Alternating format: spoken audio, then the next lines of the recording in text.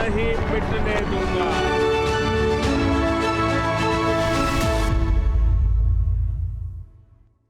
अब बात the PM factor की। प्रधानमंत्री मोदी के रेडियो प्रोग्राम मन की बात को 100 एपिसोड होने जा रहे हैं और इसे लेकर दिल्ली में स्पेशल कॉन्क्लेव रखा गया। देश भर की दिग्गज हस्तियों के साथ उन्हें बुलाया गया, जिनका जिक्र पीएम मोदी मन की बात कार्यक्रम में कर चुके हैं। 100 महीने से एक सवाल आपके जहन में भी होगा कि पीएम मोदी सैटेलाइट चैनल और सोशल मीडिया प्लेटफॉर्म पर भी तो मन की बात कर सकते थे, जहां उनकी आवाज के साथ वीडियो भी लोगों तक पहुंच जाता। तो फिर पीएम मोदी ने रेडियो पर मन की बात क्यों शुरू की, जिसे आउटडेटेड मान लिया गया था? रेडियो पर मन की बात ये पीएम मोदी का अनायास प्रयोग था या इसके पीछे दूर की सोच थी? द पीएम फैक्टर में आज इसी का विश्लेषण कि पूरी दुनिया जब सोशल मीडिया पर वीडियो रील बनाने के पीछे भाग रही है, तब प्रधानमंत्री मोदी ने रेडियो पर भरोसा क्यों दिखाया?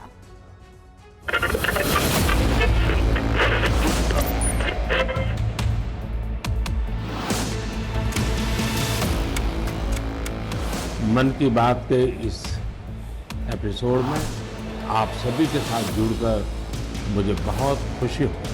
100वें एपिसोड को लेकर देश के लोगों में बहुत उत्साह है।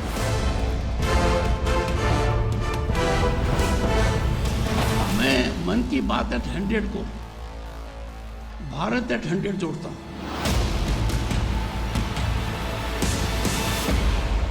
प्रधानमंत्री मोदी जी जन जन के मन को भी जानते हैं और मन की बात के माध्यम से जनता की उपलब्धियों को पहुंचाने का काम भी करते हैं। प्रधानमंत्री स्वयं एक बात को रखते हैं, तो कहा जाता है यथा राजा तथा प्रजा।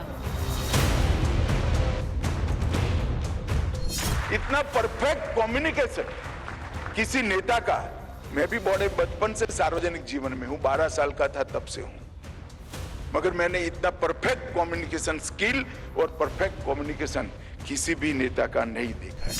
मन की बात की ये सेंचुरी राष्ट्र निर्माण में हर देशवासी के प्रयासों को समर्पित है।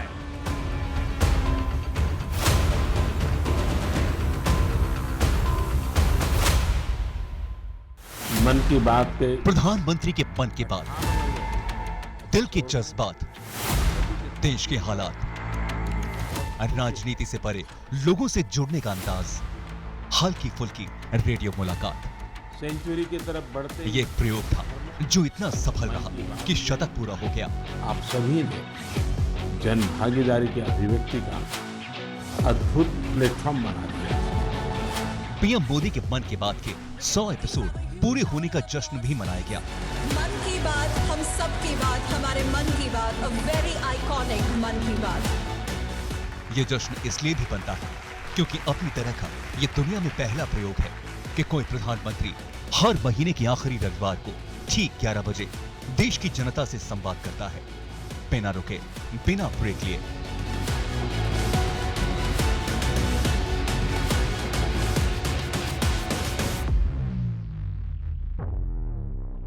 लोगों का सपोर्ट मिला है और वो सपोर्ट इसलिए मिला है क्योंकि उन्होंने कोशिश की है लोगों से जुड़ने की, और ये जो कोशिश उन्होंने की है ये एक बहुत ही अहम और बहुत ही जरूरी कोशिश है किसी भी समाज के लिए। मुझे लगता है it's very important for the leader to communicate and take into confidence the people what he is planning, so that the people also know how they can conduct themselves. They get a vision, they get a direction to follow, and that is something that, you know, which is, it's a huge concept, and it's actually the start of a huge people's movement.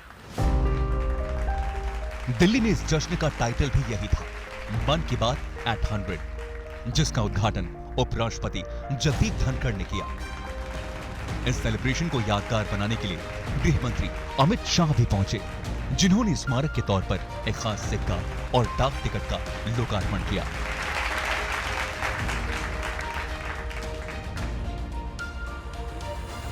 मन की बात प्रधानमंत्री मोदी के संवाद का सबसे अनोखा प्रयोग है। फेसबुक और इंस्टाग्राम के रील्स की दीवानगी के दौर में पीएम मोदी ने रेडियो को पॉपुलर बना दिया है। 26 मई 2014 को उन्होंने प्रधानमंत्री पद की शपथ ली और इसके ठीक 129 दिन बाद 3 अक्टूबर 2014 को अपना पहला मन की बात कार्यक्रम किया। मैं आज रेडियो के माध्यम से आपसे कुछ मन की बातें बताना चाहता हूं और मेरे मन में तो ऐसा है कि सिर्फ आज नहीं, ये बातचीत का अपना क्रम आगे भी चलता रहे। मैं कोशिश करूंगा हो सके तो महीने में 2 बार या तो महीने में 1 बार समय निकाल करके आपसे बातें करूं। आगे चल करके मैंने ये भी मन में सोचा है कि जब भी बात करूंगा तो रविवार होगा और समय प्रातः 11 बजे। पीएम फैक्टर में आज पीएम मोदी के मन का वो विश्लेषण होगा जो उन्हें दूसरों से अलग करता है।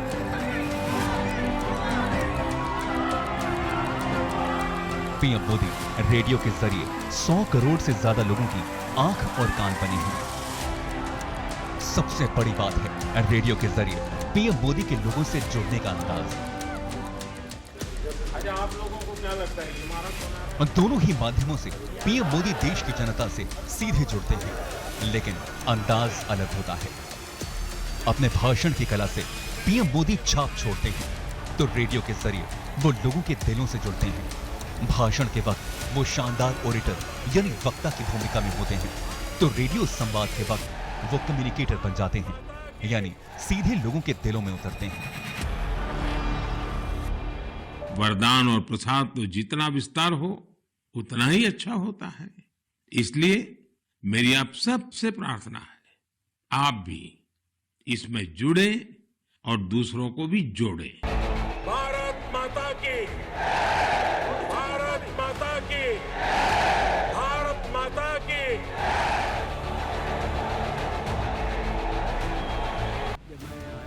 रेडियो और टेलीविजन का फर्क यही है, अपनी आवाज से करोड़ों लोगों में पहचान बनाने वाले देश के मशहूर रेडियो अनाउंसर अमीन सयानी ने एक बार कहा था कि रेडियो के जरिए लोगों के दिल में उतरने का सही और सरल तरीका क्या है। अच्छा, आपने कहा कि यह आवाज गॉड गिफ्ट है या खुद पाई, तो भाई राज की बात बताऊं, मेरी आवाज कभी अच्छी थी ही नहीं। मैं तो बस जो सोचता हूं, जो समझता हूं, जो थोड़ी बहुत सूझबूझ है मुझ में, जो दिल की बात है वो मैं कहता हूं।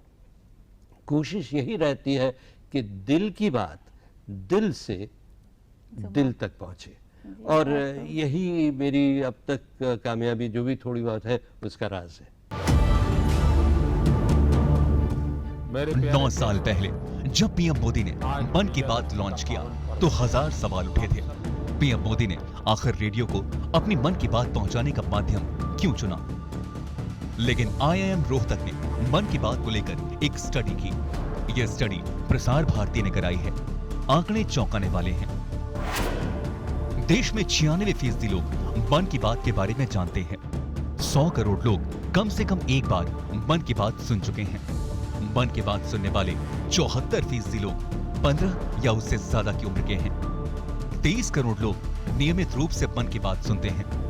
देश में 41 करोड़ लोग कभी कभार मन की बात सुन लेते हैं। ओवरऑल जो सेंटिमेंट है, जो कि मेन रिपोर्ट में भी आपको आएगा, sentiment largely over a period of last I think 6 years का जो टाइम फ्रेम है उसमें पॉजिटिव रहा है। आप भी सोचते होंगे कि सोशल मीडिया के इस दौर में जब पीएम मोदी के अपने प्लेटफॉर्म पर ही करोड़ों में फॉलोअर्स हैं, तब उन्होंने रेडियो को क्यों चुना? मन की बात वो सोशल मीडिया और सैटेलाइट चैनलों के जरिए भी तो कर सकते थे, फिर रेडियो पर ही मन की बात क्यों? पीएम फैक्टर में इसके पीछे की वजह भी टटोलेंगे, लेकिन पहले जान लेते हैं कि आखिर पीएम मोदी सिर्फ अपने सोशल मीडिया हैंडल से कितने लोगों से जुड़ सकते हैं। Facebook 4 crore 80 lakh follower, Twitter 8 crore से ज्यादा फॉलोअर, इंस्टाग्राम करीब 7.5 crore follower, PMO Twitter 5 crore 20 lakh से ज्यादा फॉलोअर, NarendraModi.in वेबसाइट का ट्विटर हैंडल 28 लाख से ज्यादा फॉलोअर, पीएम मोदी का निजी यूट्यूब चैनल करीब 1.5 करोड़ सब्सक्राइबर, कुल पहुंच करीब 27 करोड़। गीतों और लोरी की तरह ही इसके बावजूद भी उन्होंने अपने मन की बात के लिए रेडियो को चुना। इसकी भी वजह है, आज भी देश के एक हिस्से में सैटेलाइट चैनलों की पहुंच नहीं है। बहुत से दूर दराज के इलाकों में इंटरनेट नहीं है, इसलिए वहां सोशल मीडिया भी नहीं है। लेकिन रेडियो की पहुंच हिंदुस्तान के लगभग हर कोने में घर घर तक है।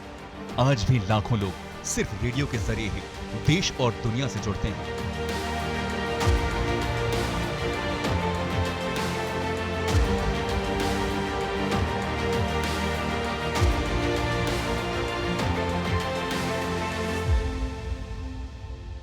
मेरे प्यारे देशवासियों, मन की बात में आप सभी का एक बार फिर बहुत बहुत स्वागत है। रेडियो की इस व्यापक पहुंच को जब लगभग सारे नेता नजरअंदाज कर चुके थे, तब पीएम मोदी ने रेडियो की ताकत पर भरोसा किया। आज जब हम आजादी का अमृतकाल मना रहे हैं, नए संकल्पों के साथ आगे बढ़ रहे हैं। रेडियो की एक और खासियत है, और वो ये कि रेडियो पर गूंजने वाली आवाज से जो पहचान बनती है, वो लंबे वक्त तक जनता के जहन से नहीं मिटती। तभी तो रेडियो पर खबरें सुनने वाली पीढ़ी आज भी देवकी नंदन पांडे को नहीं भूल पाई है। 1915 का वर्ष भारत के आजादी आंदोलन में बड़े महत्व का साल था। अफ्रीका से गांधी जी लौटे और देखते ही देखते एक गुलाम देश के करोड़ों लोगों की आशा का केंद्र बन गए। वैसे तो लोग ये महसूस करने लगे थे कि आजादी का सूरज भले ही कुछ देर से निकले, मगर निकलेगा जरूर। और उनके इस विश्वास का आधार था पहले विश्व युद्ध का परिणाम। आवाज में खास ठहराव और शब्दों के हिसाब से उतार चढ़ाव में महारत है।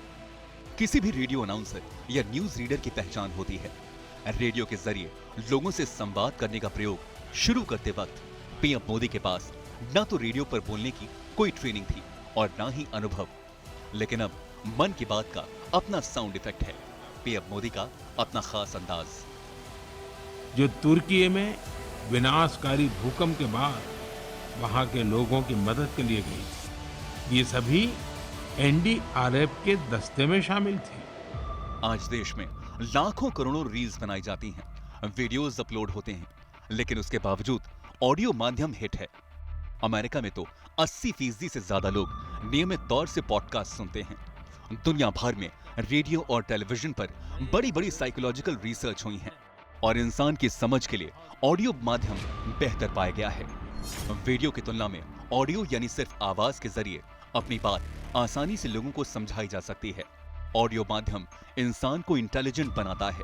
ऑडियो माध्यम से इंसान की याददाश्त अच्छी होती है। ऑडियो का इंसान के दिमाग पर ज्यादा समय तक प्रभाव पड़ता है। तस्वीरों और वीडियो की कमी के बावजूद रेडियो में वो ताकत है जो इंसान के विचार और भावनाओं दोनों को प्रभावित करता है। ऑडियो सुनते वक्त इंसान और भी काम कर सकता है, लेकिन वीडियो देखते वक्त इंसान कोई और काम नहीं कर सकता। यही वजह है कि प्रधानमंत्री मोदी का मन की बात कार्यक्रम देश में सुपरहिट हो गया। देश के दिग्गज भी प्रधानमंत्री मोदी के इस खास अंदाज से प्रभावित हैं। Group captain Shaliza Dhami combat unit में कमांड अपॉइंटमेंट पाने वाली पहली महिला वायुसेना अधिकारी बनी है। उनके पास करीब 3000 घंटे का फ्लाइंग एक्सपीरियंस है। इंस्पिरेशन दिया है इन्होंने घर घर में जाकर। आई थिंक ये जो मास आउटरीच जिसे हम कहते हैं, जो जहाँ के, जैसे कि मैंने कहा, बहुत सारे जरिया हैं जहाँ के गांव-गांव में, इंटीरियर्स में, हम तभी भी लकी हैं, हम शहरों में रहते हैं, हमको एक्सपोजर ज़्यादा है, हमको सुनाई पड़ जाता है, हम देख लेते हैं। लेकिन जहाँ तक के लोगों की पहुँच और जिस तरीके से उनका 1-to-1 इंटरैक्शन रहा है, लिटरली ऐसे लगता है वो आपकी कहानी बोल रहे हैं। और जिस तरीके से हमारे मासेस आइडेंटिफाई करते हैं, वो एक काबिले तारीफ बात है। एंड आई थिंक बहुत ही जीनियस आइडिया था जो कि आज रेडियो को अपना माध्यम बना, which has borne fruit today, और इतना सक्सेसफुल रहा है कि इस माध्यम से उन्होंने हर एक देशवासी का दिल छुआ है। प्रधानमंत्री मोदी रेडियो के जरिए न सिर्फ इतिहास रच रही हैं, बल्कि अपने लोगों के दिलों में भी उतर रहे हैं। और मन की बात का शतक लगाकर उन्होंने आलोचकों का मुंह भी बंद कर दिया है। मन की बात जारी ही इसलिए है क्योंकि ये जनता के मन को भा रही है। तो 100वें मन की बात को लेकर आपके सुझावों और विचारों को जानने के लिए मैं भी बहुत उत्सुक हूं। मुझे आपके ऐसे सुझावों का बेसब्री से इंतजार है। Bureau report, TV9 Bharatvarsh.